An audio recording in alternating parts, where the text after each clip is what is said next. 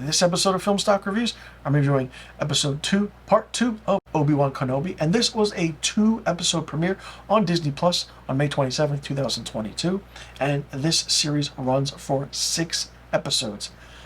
Now, after the events of the first episode, where after Obi-Wan is in hiding, he comes out because Princess Leia, who is a young girl now, who is a 10-year-old girl, gets kidnapped. And the reason she gets kidnapped is because Reva, the third sister, or the Inquisitor, basically kidnaps Leia in order to get to Obi-Wan because she has some kind of beef with Obi-Wan.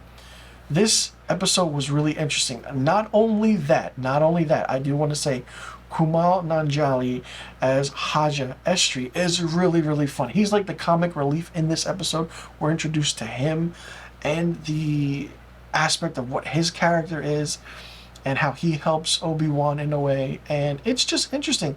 And they're on the planet Daiyu, and Obi-Wan is there trying to save Leia. And everything's happening because Reva puts out this bounty, and every single bounty hunter is out there looking for Obi-Wan. Not Leia, Obi-Wan. It's interesting because we see Temuera Morrison, who plays Boba Fett, a cameo in this episode as a clone trooper, and it's like, wait a minute, is that Boba Fett?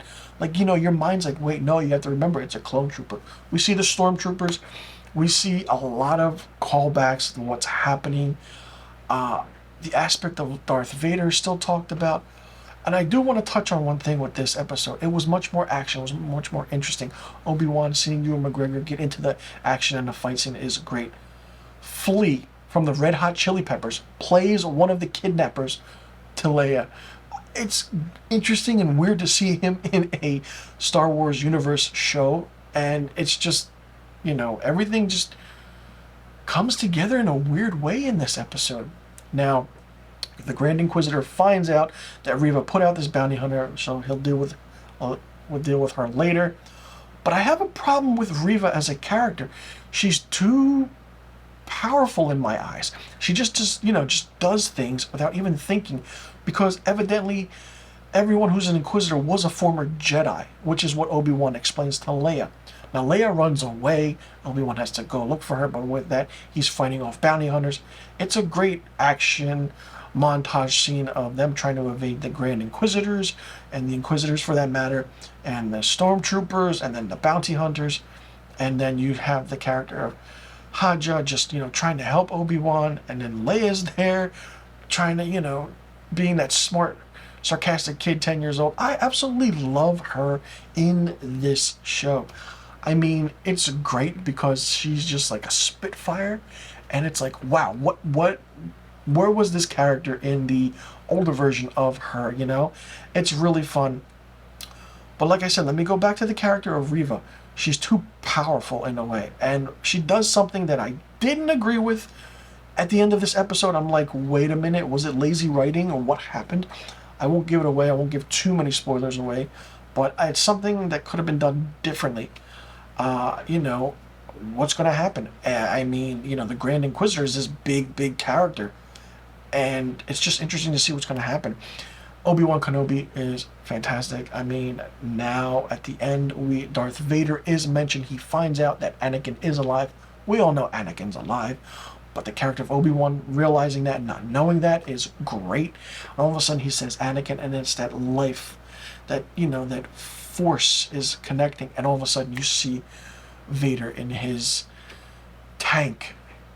It's crazy, it's creepy, it's scary, it's weird, it's fun, because we get to see Vader on the small screen, and Hayden Christensen is returning as Anakin Skywalker, Darth Vader. 10 years after the Revenge of the Sith, what's going to happen? How does this play into everything, and how will they connect the dots? It's going to be fun and interesting to see. I'm excited. I love the Star Wars universe, the franchise. As you can see, come on, I had to wear my shirt for this. It's just, it's great to see Ewan McGregor back as Obi-Wan Kenobi, Hayden Christensen as Anakin Skywalker, seeing the Grand Inquisitors, Darth Vader's going to return. It's just mind-blowing. Let me know in the comment section below what you thought about episode 2, part 2 of Obi-Wan Kenobi. Did you like it? Did you not like it? What did you think of it?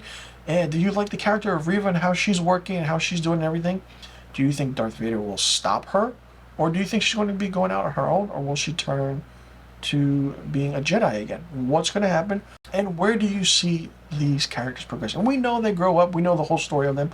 But do we know what's going to happen leading up to those?